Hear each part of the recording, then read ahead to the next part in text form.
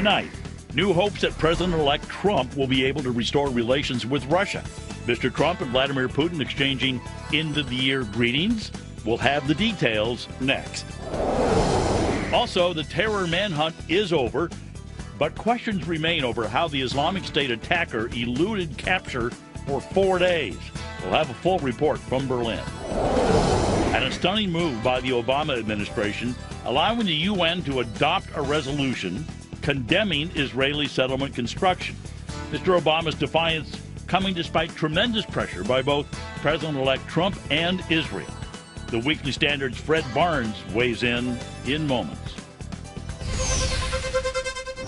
And good evening, everybody. I'm Tom Sullivan in for Lou Dobbs tonight. We begin with the deadly terror attack in Berlin. Anis Amri was considered one of the most wanted men in Europe, but tonight, authorities got their man. President-elect Trump late today reacting to the attack, tweeting, "The terrorist who killed so many people in Germany just said before crime, 'By God's will, we will slaughter you pigs. I swear we will slaughter you.' This is a purely religious threat which turned into reality. Such hatred. When will the U.S. and all countries fight back?" The latest now from Greg Paulcott in Berlin. Gunned down and killed on a street in a suburb of the Italian city of Milan, the man thought responsible for the deadly truck attack in Berlin, Germany, Monday night.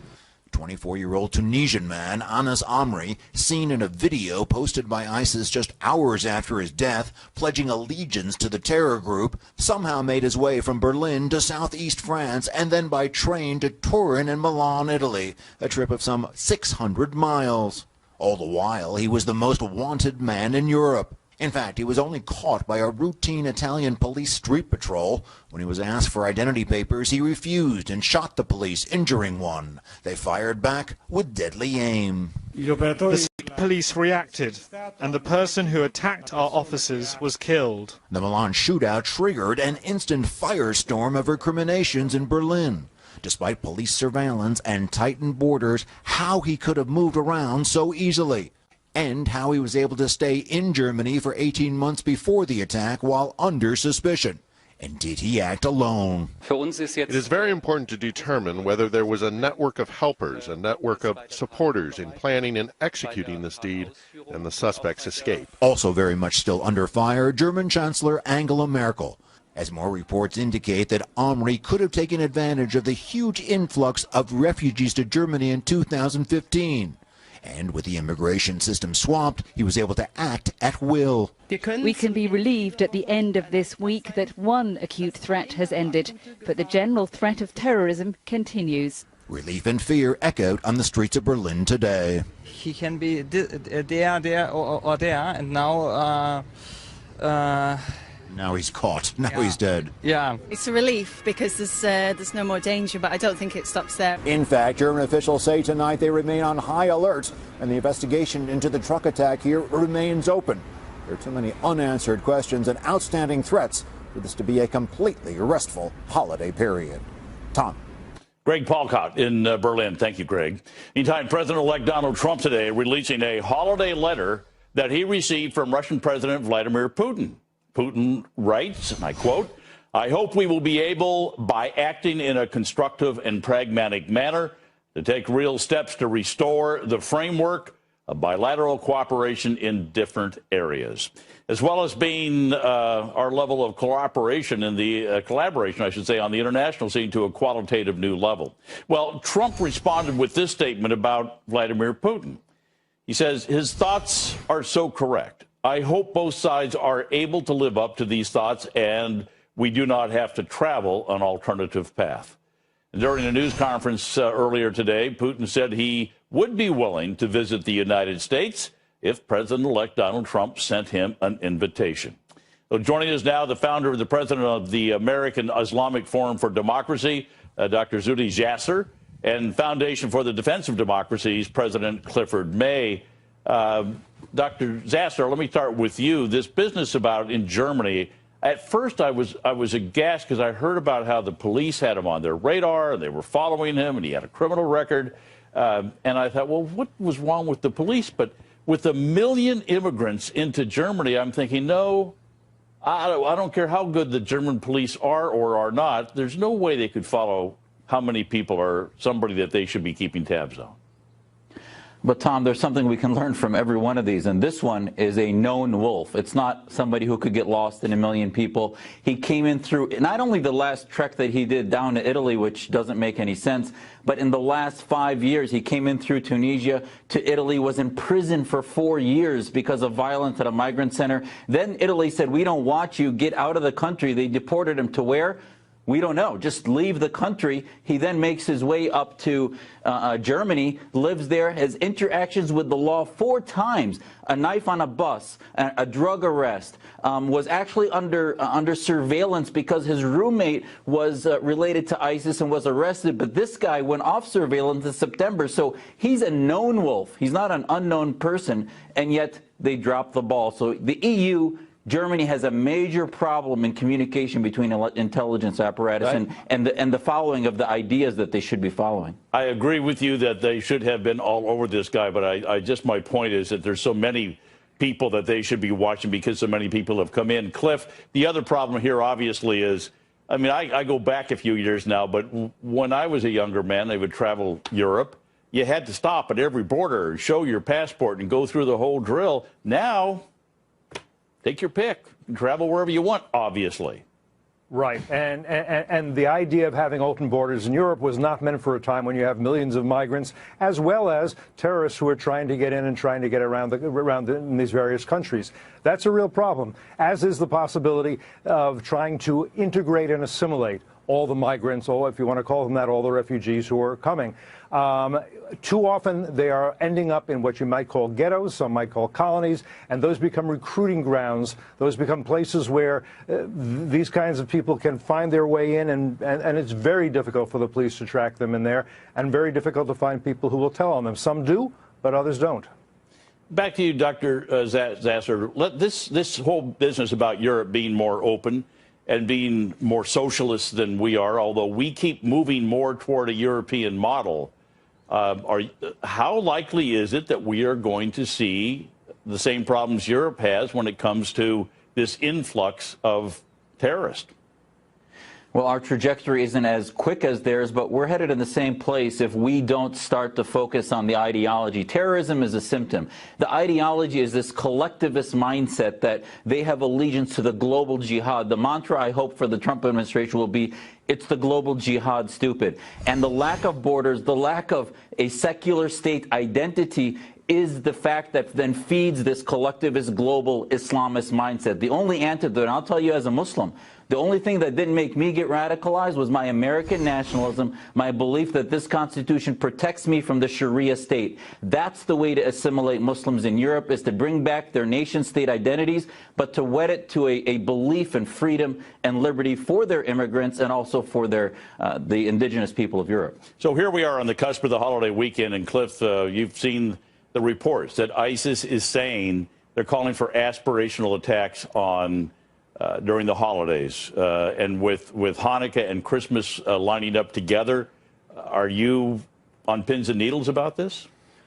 I'm not on pins and needles. I think there are a lot of people in intelligence and law enforcement who are and who ought to be, because we've had the attack in Germany. We had almost an attack. It was stopped in Australia. But in both these cases, and we're likely to see others as well, you're talking about attacks on Christians during Christmas time while they're celebrating in Christian majority countries. It's not just that they're doing this in the Middle East, where, of course, a Coptic Christian church was recently bombed, 24 people killed.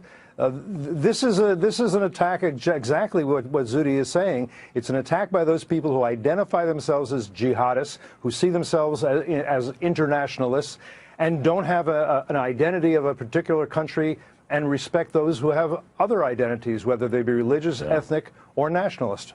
Dr. Zasser, this letter back and forth, the holiday greetings between Donald Trump and Vladimir Putin, a lot of people are making a lot of it. Are you concerned about it, or are you hopeful about it? Well, I'll tell you, the formalities sort of in the courtship period before President Trump fills the White House is, I don't know what to make of it. I do think that once President Trump's in the White House, we may share some common enemies. But I hope then, I'll tell you, as a Syrian American, Moscow doesn't really share our values. Their relationship with Iran is problematic. The genocide committed by Assad is problematic. So maybe we may work with them to get rid of ISIS, but ultimately I hope we can get some leverage in a positive strength way to end what the Assad regime is doing to the people of Syria. Cliff May, what's your reaction? President George W. Bush looked into Putin's eyes and thought he saw someone who is straightforward and trustworthy. Turned out to be incorrect. President Obama thought that relations with Russia were bad thanks to Bush, and that a simple toy and a button you push that would solve everything. With a reset, that didn't happen. I hope that Trump will have a very realistic attitude towards Putin, who right now has allied himself with the world's greatest sponsor of terrorism, according to our U.S. government, and that's Iran, also helping Hezbollah. And the devastation we've seen in Aleppo is largely due to Russia, as well as Iran, as well as the Hezbollah. So one thing I do hope is that he can drive a harder bargain with Putin than we've been able to do during the past 8 years. Well, that's his claim. He's our hard bargain driver. Let me put it that way. Azudi Jasser, Cliff May, gentlemen, thank you very, very much for coming on. Good to see you. Thanks, Tom. Well, we're coming right back with much more. Stay with us. The incoming White House press secretary says President Trump will always put America's safety first. Countries need to know that under a Donald Trump presidency, business as usual is over. He's going to act. He's going to protect America. And if they increase their nuclear capability, America will act. Fred Barnes joins me here next. Vice President Biden bluntly explains why Clinton's presidential bid failed. We'll talk about his harsh criticism of the left's losing presidential nominee up next. We'll be right back. Stay with us. Well, the Obama administration today allowing the UN Security Council to adopt a resolution demanding an end to Israeli settlements. President Obama breaking with a long-standing U.S. tradition of vetoing such Security Council resolutions. Instead, today, simply, we abstained from today's vote. After the vote, President-elect Donald Trump said the U.S.'s policies regarding Israel will soon change, tweeting, and I quote, "As to the UN, things will be different after January 20th. Fox News correspondent Kevin Corke is traveling with President Obama in Hawaii, and he has our report. Tom, good evening. The president made this decision after several rounds of conversations with many members of his inner circle. We're talking about key members like Vice President Joe Biden, Secretary of State John Kerry, National Security Advisor Susan Rice, and UN Ambassador Samantha Power. Deputy National Security Advisor Ben Rhodes told reporters today the abstention vote was preferred because the UN, frankly, hasn't exactly been impartial on this issue. When it comes to final status issues, we believe that those should be negotiated between the parties. Asked whether he believed Israeli Prime Minister Benjamin Netanyahu was in fact committed to peace, Rhodes sounded a bit skeptical.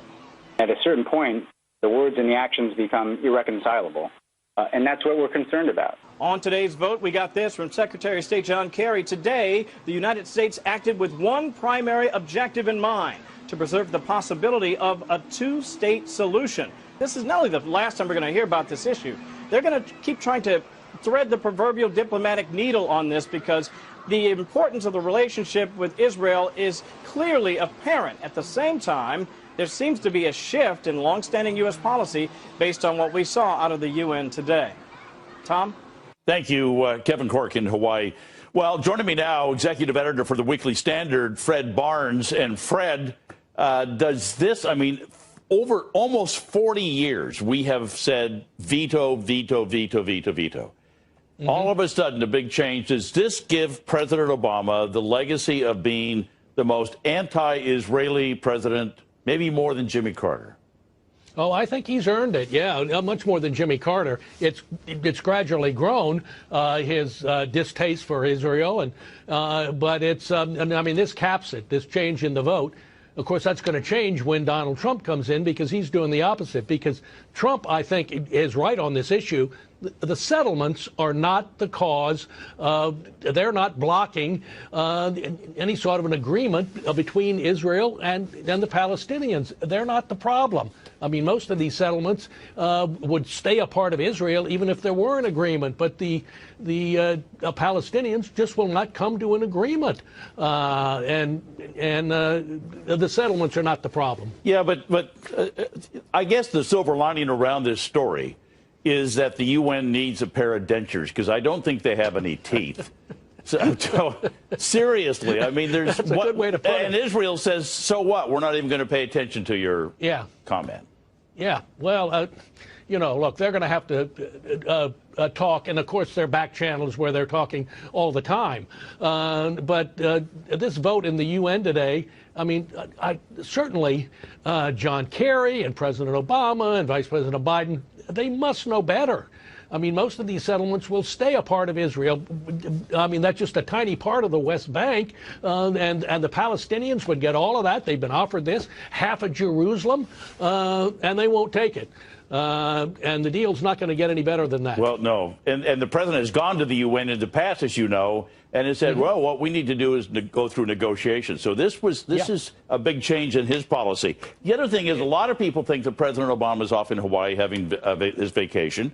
And has disappeared, and Donald Trump is kind of running things now. But really, President Obama's been busy. He did get rid of this Muslim registry, which has been around since 9/11. Yeah, it hadn't been used very much, and I don't think it's going to be an impediment at all to its absence. Its absence is going to be an impediment to Donald Trump. Look, immigration and terrorism are two of his most important issues, and he's going to build immigration rules that are going to be much stronger than anything Obama did, and the ending of this one thing is not going to affect it. I mean, there are going to be a lot fewer immigrants coming in. There are going to be a lot fewer coming from countries that have been exporting terrorists, and I don't think there are going to be any Syrians coming in. Yeah. Listen, some people are calling it a wannabe bromance, but these letters back and forth between Putin and President-elect Trump, what's your take on all of this? You hopeful? Well, I don't know. I've got a trust but verify, as Ronald Reagan used to say, and I thought Trump's statement, in his one-sentence response, was very interesting. He said, these are very nice thoughts, and we'll see if both sides stick to them or whether they have to take an alternate route.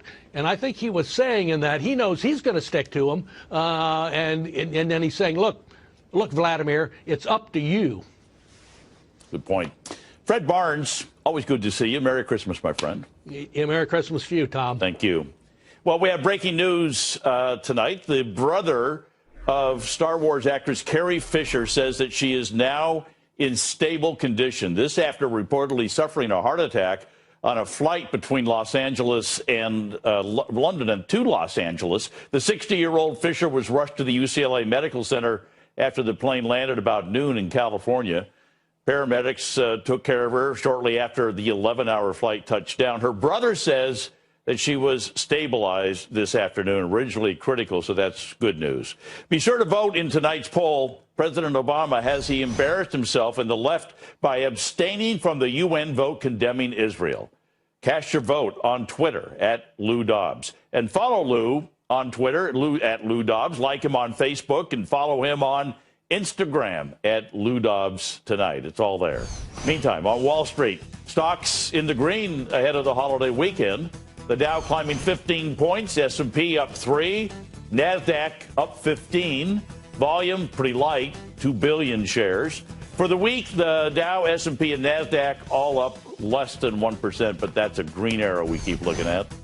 Meantime, the FBI, it's now investigating a series of cyber attacks at the FDIC, Federal Deposit Insurance Corporation.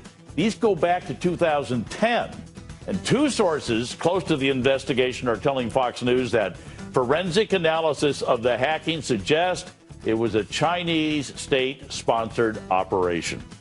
And a reminder, listen to Lou Dobbs' Financial Report 3 times a day, coast to coast. It's on the Salem Radio Network. Words tonight from outgoing Vice President Joe Biden on why his party and Hillary Clinton did not win the White House. Biden, in an exclusive interview with the LA Times, says his party failed to connect with the working class. And on Hillary Clinton herself, Joe Biden said, I don't think she ever really figured it out. She thought she had no choice but to run. That, as the first woman who had an opportunity to win the presidency, I think it was a real burden on her. He also commented about a lot of elitists in the Dem Party. It was pretty brash, what Joe Biden said. If you were dreaming of a white Christmas this season, it depends where you live. You may be out of luck unless you happen to live in the northern plains and the Rockies.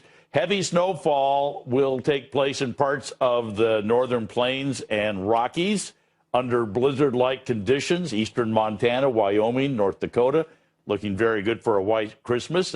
Isn't that where you normally go for snow? Where the East Coasters, though, even my wife, who grew up here on the East Coast, says, it's going to be warm and sunny. Yeah, no snow for the East Coast this year. We're coming right, well, I don't want to jinx it, probably in January. We're coming right back with much more. Stay with us. Well, President Donald Trump taking to Twitter to highlight the fact that his son, Eric, will stop directly raising money for his foundation, Eric's foundation. Eric Trump says he's concerned about the perception of buying access to his father, the president-elect, tweeting, my wonderful son, Eric, will no longer be allowed to raise money for children with cancer because of a possible conflict of interest with my presidency. Isn't this a ridiculous shame? He loves these kids, raised millions of dollars for them, and now must stop. Wrong answer. Well, Eric Trump says his foundation has raised more than $15 million for terminally ill children. Joining me now, Fox News contributor Mercedes Schlapp and Jeff DeWitt, special advisor to the Trump transition team. Mercedes, is this basically bending over backwards so they don't get into a question like the Clinton Foundation and where the money went and the quid pro quo, pay for play, all those things that come up when you start raising money? Well, I don't think in any way you can compare the atrocities of the Clinton Foundation with what Eric Trump has been dedicating his time and money to, and with the Eric Trump Foundation. I mean, it's very clear that his money is going directly to St. Jude and really has focused on this charitable works for these children with cancer. I don't think you ever saw the Clinton Foundation handling those types of projects. In fact, it's quite different when you actually have the fact that you had not only the Secretary Hillary Clinton's husband as well as a daughter involved in the foundation. They were dealing with foreign governments, many of them who were human rights abusers, which did raise a lot of red flags. I find this to be a very different case, and I think it's very unfortunate that Eric has to step back from doing this very important work to help children with cancer. You make excellent points, and actually, if you look at the history of presidents and presidential families, they've done a tremendous amount of charitable work. So it's interesting that they're backing off on this one. Jeff, let me get you in on the idea that Donald Trump is tweeting about the fact that we have to fight back after Berlin and watching what's been going on over there. Where's he going to start? How's he going to do this? I got the feeling he doesn't want to give away any plans only for the purpose of basically saying you've got to be secretive about this surprise. Hey, Tom, let me say one thing with Mercedes on the previous topic, is that I can't believe that the same people have a problem with Eric Trump raising money for terminally ill children at St. Jude's Hospital, but they don't have a problem with Hillary Clinton as Secretary of State raising money for terminally corrupt politicians who are not saints. And I think it's absolutely horrendous that they're giving him a hard time. Eric Trump does great work, and he needs to keep doing that. But, we need to watch what happens in Europe as a forebearer of what could happen in our country with unfettered immigration. And what you saw in Berlin and what you saw in Nice is the direct result of this open access, open borders, where they're letting all these refugees come in from terrorist countries. And ISIS is infiltrating. ISIS is calling the shots, and they are attacking now the Christian marketplace there, and they're attacking Christians. And we have to keep our neighborhoods safe, our families safe, and our schools safe. And we have to make sure that that does not happen in America. Mercedes, this we found out yesterday that President Obama, I mean, he's not quietly sitting in Hawaii. He's doing a lot of things, and one of them was to get rid of, tell them to tear up this Muslim registry that has been in place since 9/11, but they haven't used it since 2011. So why didn't he just let a sleeping dog lie instead of going through the process of making sure that it was completely chopped up before he left office? Well, I think, first of all, Trump is he's a nonstop machine. He just doesn't he's focused on getting his cabinet put into place.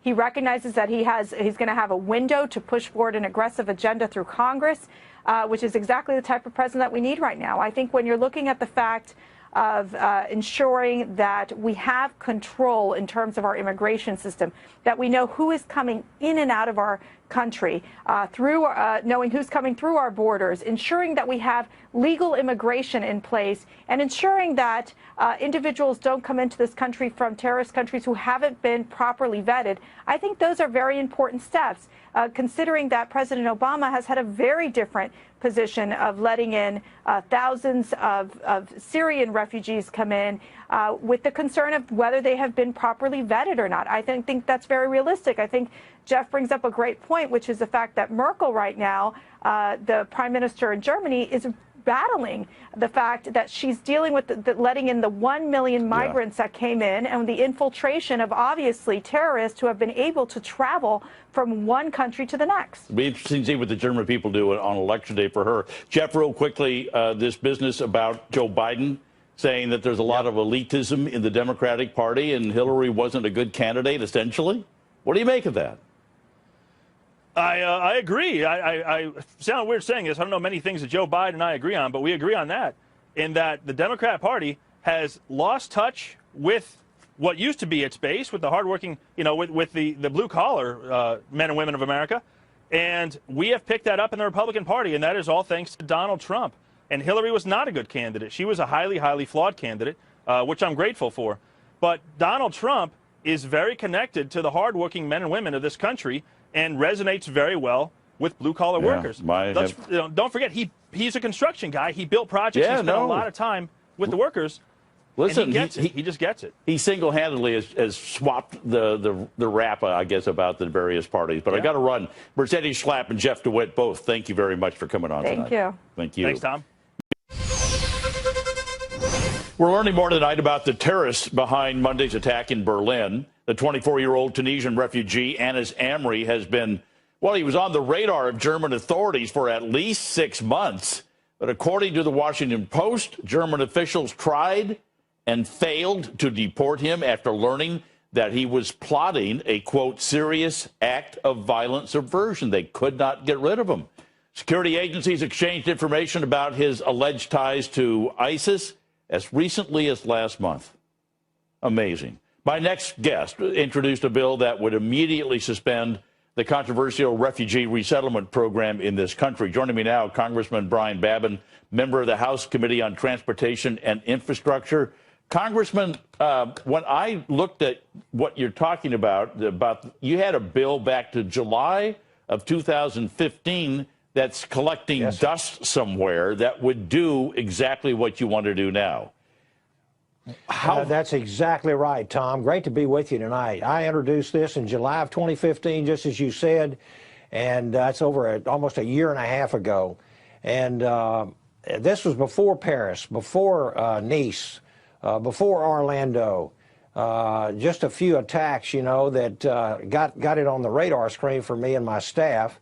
And I introduced this bill. We have 87 co-sponsors. This bill must hit the floor. We have got to do the things that Donald Trump is saying to do, and that is put a pause, an immediate pause on our refugee program until we can vet these people. Okay. But on the contrary... But Congressman, here's the problem, is I talked to you and your colleagues, and I say, so you're going to get this done like in a week or two or something? And everybody looks at me and says, Congress doesn't work that way. How long would you think this will take to get signed on the president's desk? Well, it's hard for me to say because one of the big holdups is just the legislative process itself over in the U.S. Senate. They have to have 60 votes to bring something up, and then you can pass it with 51 votes. It's called the filibuster rule. But nevertheless, Donald Trump has made some campaign pledges and promises. And one of them is to stop this refugee program. And I think this bill fits to the T what he is trying to do, and that is to stop the program. President Obama and his administration have thrown caution to the winds constantly. They've dismantled the exit-entry system, which keeps track of foreigners that are coming in from terrorist countries. Same question. How long does it take to get that back up and running again afterwards? That may take several months, unfortunately. But with executive orders, the president might be able to do, president-elect might be able to do something a lot more hasty than that. And then we have,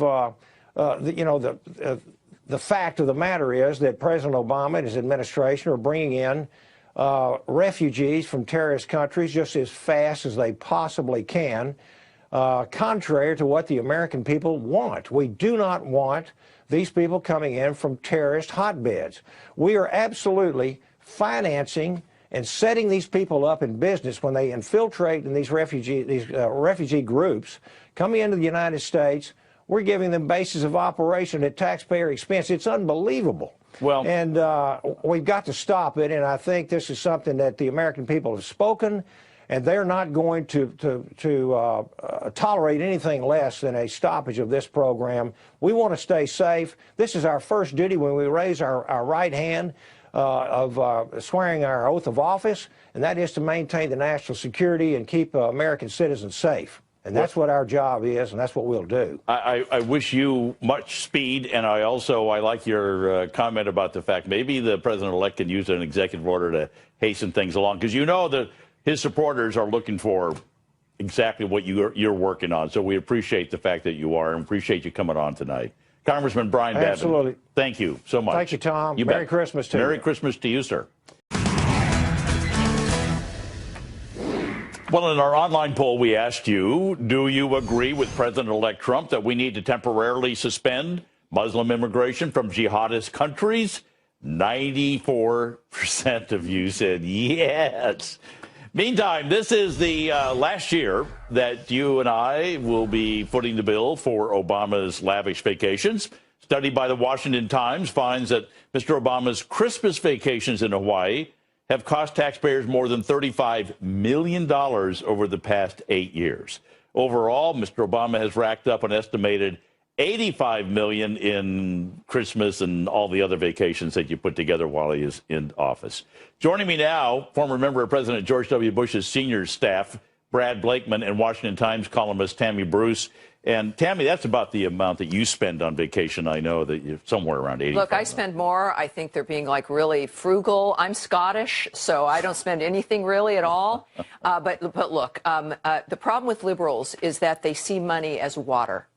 And they treat it like water. You turn on a spigot and the taxpayer dollars roll in. This is the other problem with liberal theory in general, is that you've got individuals who believe that they're entitled to something, and that the connection between hard work and the value of a dollar generally is not made. This is with conservative theory, we know that, of course, every individual matters. The money that's in the government belongs to the individuals. We send it in. There's no money tree in the back of the White House. And so we take money seriously. We know the power of money and the value of it, and it's attached to the blood, sweat, and tears of the American people. So it's frustrating. I think that we're certainly not going to see the same thing with President Trump. But when you look at the economy, 95 million Americans out of work, individuals after the recession losing their homes, losing their accounts, their savings accounts. To see this kind of broad-based, wild spending has been, I think, in part really insulting. Yeah, and Brad, so Donald Trump's already going and talking to Boeing and Carrier and all these other people and saying, cut back, cut back, cut back. Will he actually get these cutbacks? Are they going to cooperate? And does it go beyond just these companies? Are all the boardrooms in corporate America sitting around saying, don't mess with Donald Trump? We better watch what we charge the federal government. I think it's already working. The fact that, look what he did with Carrier, saving almost 1,000 jobs. Look at the fact that he's called in these CEOs of the military establishment to come in and scold them on the contracts that have already been let out and say that he wants a review of those contracts. And the CEOs come out of the meeting and then they say, we are going to heed Donald Trump's warning. Look, Donald Trump is a bottom line person. He's a deal maker, and he's now going to make deals for the American people as good as he made for himself in business. How can you argue with that? He's not waiting to be sworn in as president to get to work, and already he's getting results. So, Tammy, there's another part about what's going on with the way that Donald Trump is putting this whole thing together, the business organization, the business model. On one hand, you've got Sean Spicer now, his press secretary, who worked with Reince Priebus, who's his chief of staff. On the other hand, you got Kellyanne Conway now and Steve Bannon. Is he putting together a model of competing forces within his own administration? I think so. I was very, very happy when I saw that Kellyanne was joining the administration and that his communications team, because for a bit there you saw the RNC bureaucracy kind of moving in. They're almost like perhaps Mr. Priebus and Mr. Spicer were a team in some way. And that wouldn't serve Mr. Trump well. So when you've got the new communications team, you've got really the people that were with him during the campaign itself, separate from the RNC, and Ms. Conway and Mr. Bannon, this means that at least the voice of the people, the voice of that ran a campaign that was not about the bureaucracy and things that, you know, just lumber along, it's going to be a good combination. But for Mr. Trump to be successful, it's going to be the voices of his people that are going to make the difference. The RNC has failed, we know, for almost a generation. They don't get it. They have something to learn from the Trump team, and I'm glad that they're in there.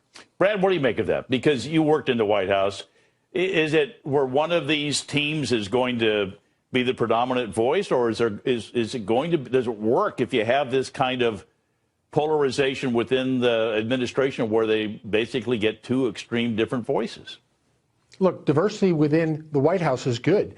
And here's why. As long as you're in a meeting and you feel free to speak and exchange ideas, and then when a decision is made, you go lockstep with that decision, knowing full well that you've been heard and heeded, then I think it's great. The problem arises within a White House if the factions start and if you don't feel comfortable airing your views, and then leaking occurs, and then you have some real problems in the organizational and management of the White House. But I happen to think with Donald Trump, as Tammy pointed out, putting a diverse group together of political people, practical people, party people, I think he's on a course to doing a gangbuster job in the White House. I will leave it there. But Tammy Bruce, Brad Blakeman, both of you, very Merry Christmas to both of you. Thanks to you. Same to you. And to this audience, to the Lou Dobbs audience, have a wonderful Merry Christmas and also a Happy Hanukkah to you.